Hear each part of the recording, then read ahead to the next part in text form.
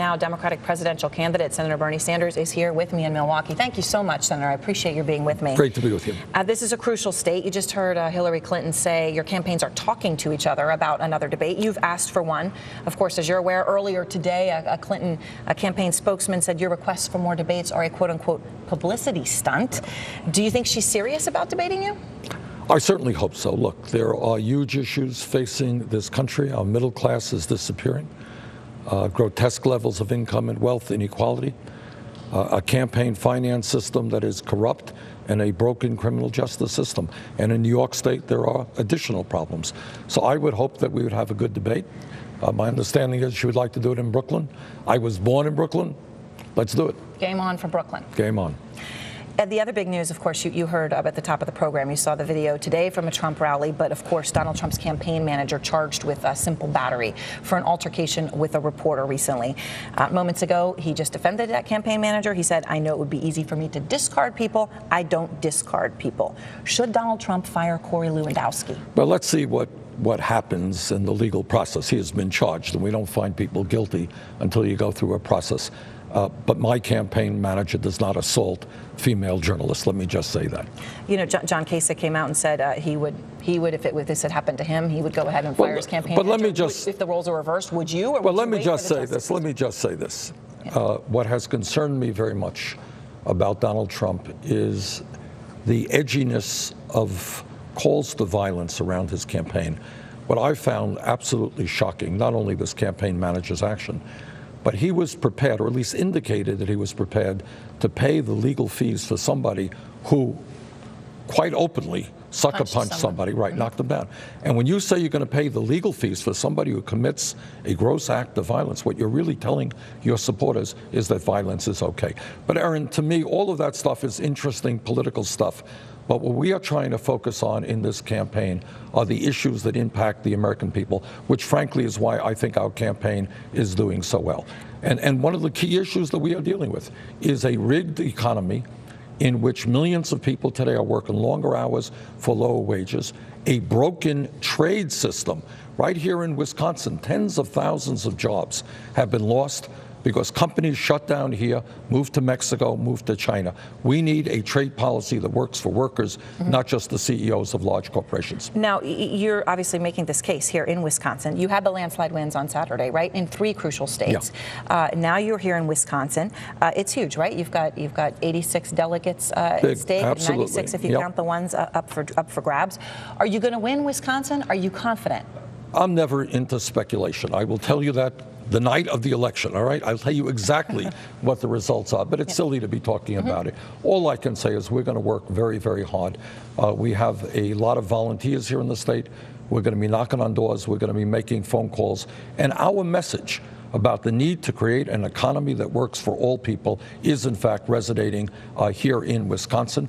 And I think you're going to see us do very well. So one of the arguments that you're making on that front, right, is free college. And it's something that... No. Free public You see, every time I'm on a show, somebody says free college. It is free tuition at public colleges and universities. Okay, so on that front, though, because it is important how you word it, you know, your plan, we have a federalist system, right? You would be chipping in money to the states, and they would then have the decision to make. Hillary Clinton says that's just not going to happen in a state like Wisconsin. Well, let me just play what she said basically about you this afternoon. Here she is. His plan depends upon governors like your governor putting in a lot of money. Now, I got to tell you, having followed from afar the wrecking ball that Scott Walker has used against higher education, I don't think it's all that realistic to say, well, you'll get free college as long as Scott Walker chips in about, you know, about $300 million. I mean, Scott Walker turned down $500 million in Obamacare. Okay, let me just say the danger. Let me just say this. Number one, in the year 2016, we have got to recognize that a college degree is pretty much the equivalent of what a high school degree was 50 years ago. The world has changed, the economy has changed. We need to have the best educated workforce in the world. Young people should not be denied the opportunity because they don't have the money, or they should not have to leave school $50,000, $100,000 in debt. So we do believe, I do believe very strongly in making public colleges and universities tuition free. Now, what Secretary Clinton says is that Scott Walker may not go along with that. Well, you know what happens to the state of Wisconsin if he does not? What? California will, Vermont will, states all over this country will, and young, bright people will be leaving Wisconsin. And I think the people of Wisconsin will tell Scott Walker, you know what, this will be a disaster for the future of our state. Because when kids leave, sometimes they don't come back. So I think the idea is sound. It is paid for, Aaron, by a tax on Wall Street speculation. When Wall Street's illegal behavior destroyed our economy, middle class bailed them out. It is now time for them to help the middle class.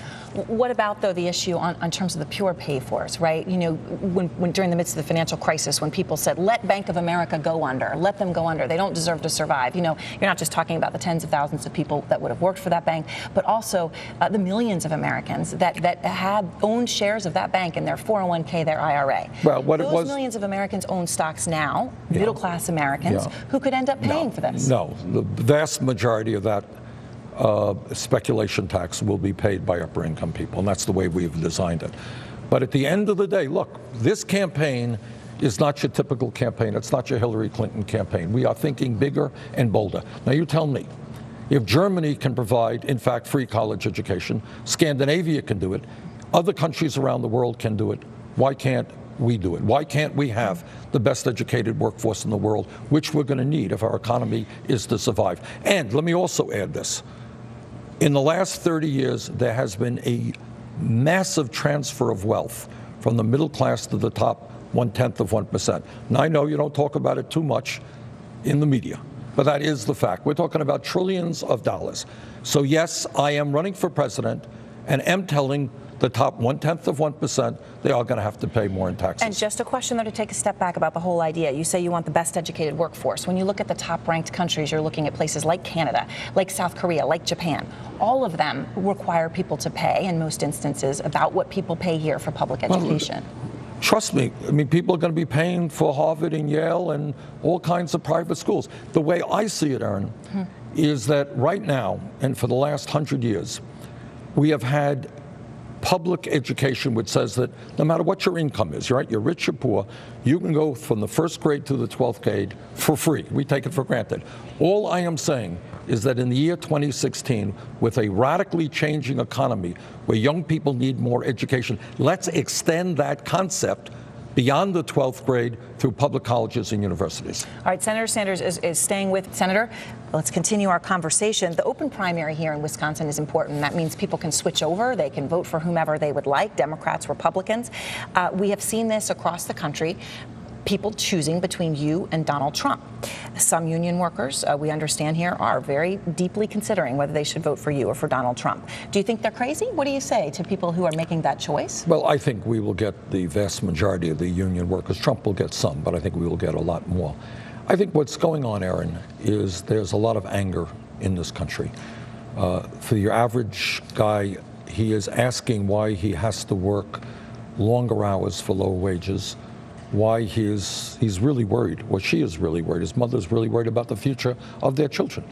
And yet almost all new income and wealth is going to the top 1%. People are angry. What Trump is doing is taking that anger and saying, it's the fault of the Mexicans, or it's the fault of the Muslims, or we got to scapegoat people. Well, beating up on Mexicans who make $8 an hour is not going to deal with the real issues facing this country. Are you, though, blaming rich people for it? It's not a in the question. same No, way? it's not rich people. No, we are blaming an economic system right now where factually almost all new income and wealth is going to the top 1%, where you have billionaires and large corporations that are not paying their fair share of taxes. There are some major corporations make billions a year in taxes, stash their money in the Cayman Islands, don't pay a nickel in taxes.